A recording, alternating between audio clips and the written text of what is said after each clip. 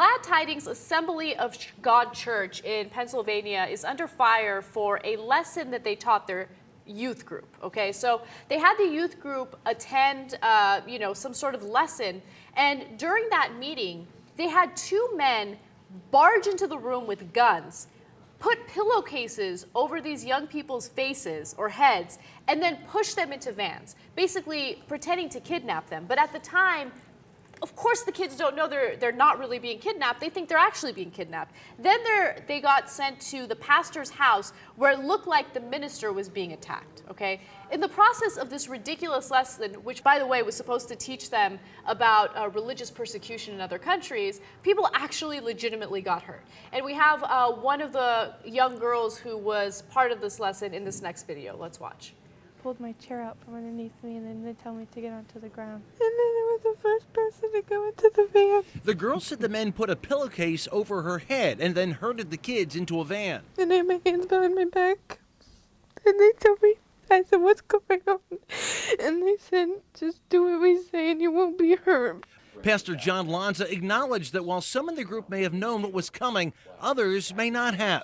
He admitted they were going for shock value. There are people in other countries that live under this environment on a regular daily basis, and they're not warned that their persecutors are coming in. We had one girl that was a little claustrophobic, but she was removed from the situation right away and she was calmed down. So then what about the 14-year-old? Like, they heard me crying because I was crying.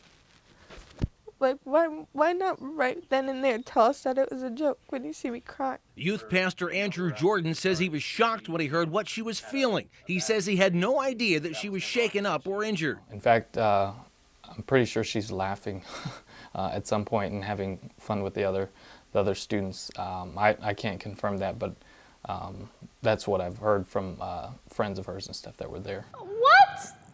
That guy is a moron. Well, to be fair, as she was whimpering, it was hard to tell whether it was crying or laughing. I can't believe that he didn't even believe the words that were coming out of his mouth. Like, you could totally tell. Okay, so this was a horrible, horrible lesson. They shouldn't have done it, right? They should learn from this mistake and never do it again. Except the church officials said that they'll probably do it again, but they will obtain permission from the parents ahead of time. Oh, no, not again. Okay, look, I will preemptively denounce and reject myself for being insensitive about this story.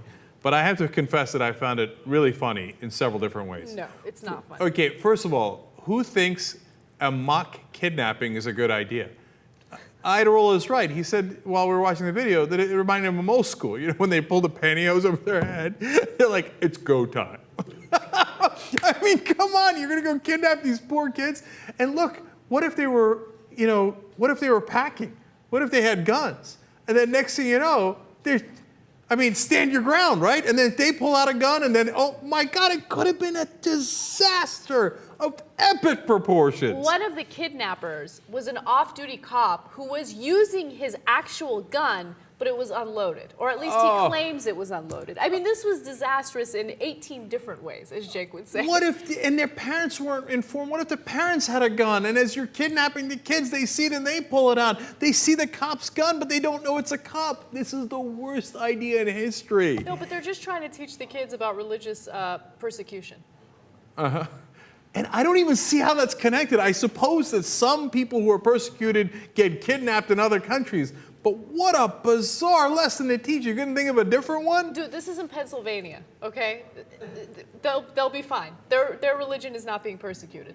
Yeah, it's not like, hey, you know what? You never know. At any moment, it could spread to Pennsylvania. And next thing you know, it's go time in Bethlehem. All right, did you want to say something, Ricky Straw? Have you ever been kidnapped and then afterward cried? Like in old school? No, I haven't. But one of the things that I had a problem with, aside from the obvious of them doing a mock kidnapping, was how the guy was standing in the interview. I had a real problem with him just being like, wait, let me position myself. He was like leaning over, but he was like, and then he was also like, how did he do it? He was like, oh, that is terrible. Like trying to look concerned for the Yeah, girl. but like they should have set up another chair there. It made it look completely awkward the entire time he was interviewing her. Can we watch the beginning of the video really quick? Because I think Ricky Strom Pastrami has nailed it here. Look at that. That's exactly Come on, Look at the awkward. Look at the look on his face. He looks like he's judging the girl as opposed to feeling sympathetic. He looks like someone just took his cookies. No, he looks like, what did you say? No, say that again.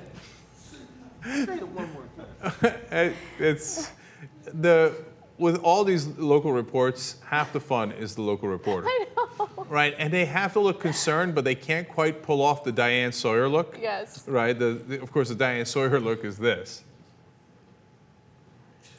So in this case, the guy is trying it, and he's like, and you're like, what are you looking at that poor girl like that for? Say what one more time?